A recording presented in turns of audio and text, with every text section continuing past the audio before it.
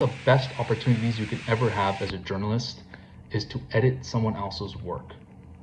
It changes you. It changes the game. It is so humbling to sit down with someone else's work, something that they've invested time on and have reported on, and to help them craft that into something that is compelling for the reader. It also gives you a healthy distance from the reporting process in general. Let me explain. When you start to turn in your own work, there's an emotional attachment to it. When you see an editor start to cut and slash your words and rearrange things, it kind of hurts on a human level. You're like, I made that, I birthed that. But the more you start to edit, you realize how crucial and vital this part of the reporting process is. And the more you engage with it, the more you start to want it and value it. You see what it does to your own work and how it also benefits those of your colleagues. It's a win-win situation. And like most good things, or all good things, especially in the field of journalism, the only way to get better at it is to do it. So let's jump in. I got a few tips for you and you'll be well on your way. You want to think about editing on two different levels. I call the first one global and the second one local. When editing on the global level, you want to consider three big things. Number one, does the overall story, does it make sense? And you can only get that after reading it 1 or 2 times. In fact, I recommend not even editing anything until after you've read it at least 2 times. This story that we are about to edit and look at is a story recently published by AP News about Southwest Airlines.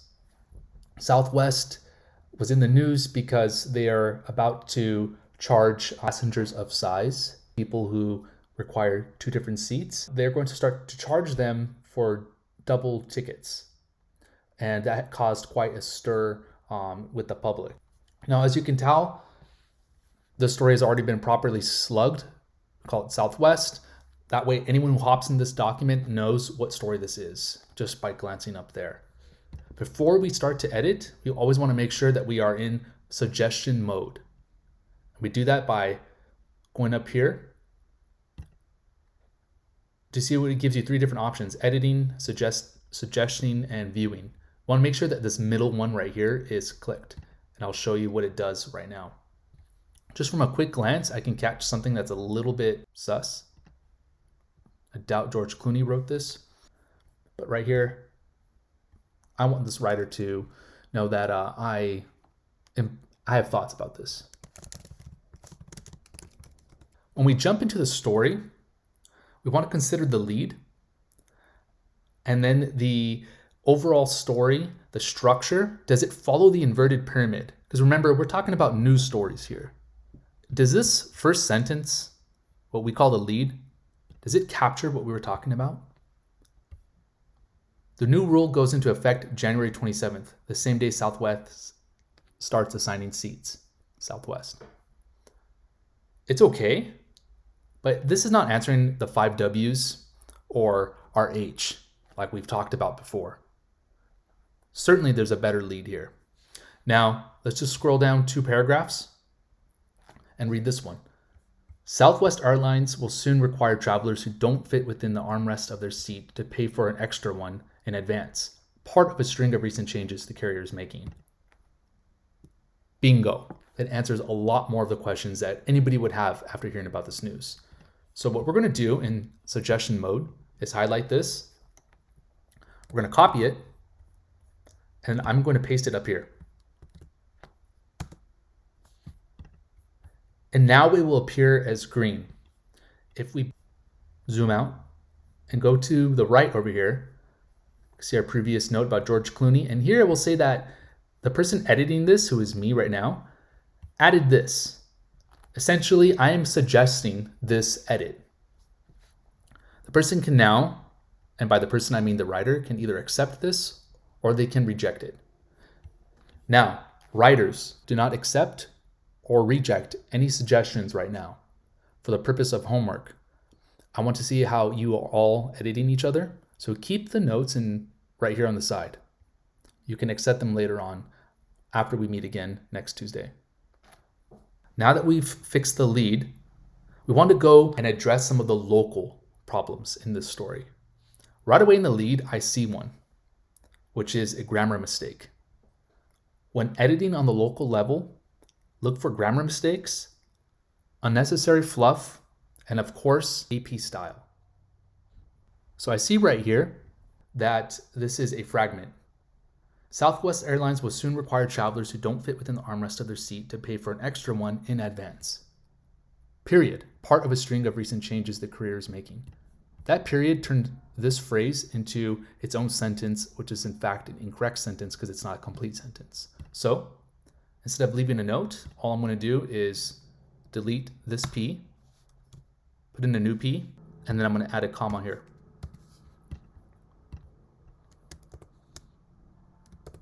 There we go. And all those changes that I just made are going to be reflected over here. As we scroll down, we start to read. Remember that we had this paragraph here that we moved up here. Let's just delete that. Keep going. Now we come to this sentence. Something like this is very common. Those perks were key to differentiating the budget carrier from its rivals, comma, such as Delta, JetBlue, American, and other major airlines. Because we're reading the story and it's about Southwest Airlines, we know who Southwest Airlines rivals are, more or less. This is quite unnecessary. So instead of having to leave a note again, I'm just going to press period. It deletes that sentence and it tells the writer, hey, I'm suggesting that you just put a period here. Let's go to the next paragraph. Scan this. If we're also looking for AP style and mistakes according to AP style, then we know that 90 days is not the way we write this.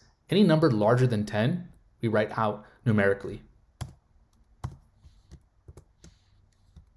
Now that I'm going back and I've made these little changes, and of course you'll be making a lot more than those, I'm going to reread this, and I noticed that up here in the front, there's no quotes.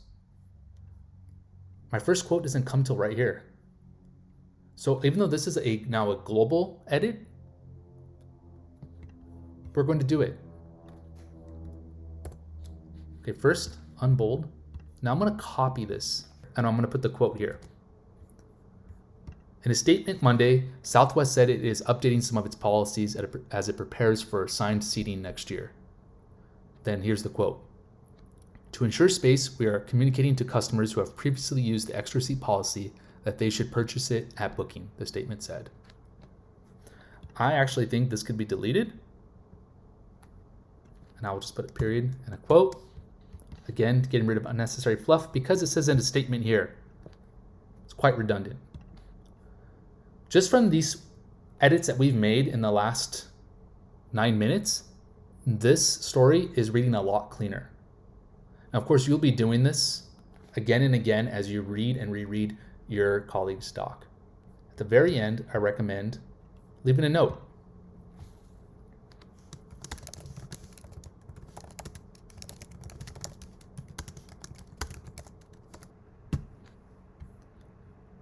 I really enjoyed reading this. You got some quotes in here, and it is clear that you did your research and reporting.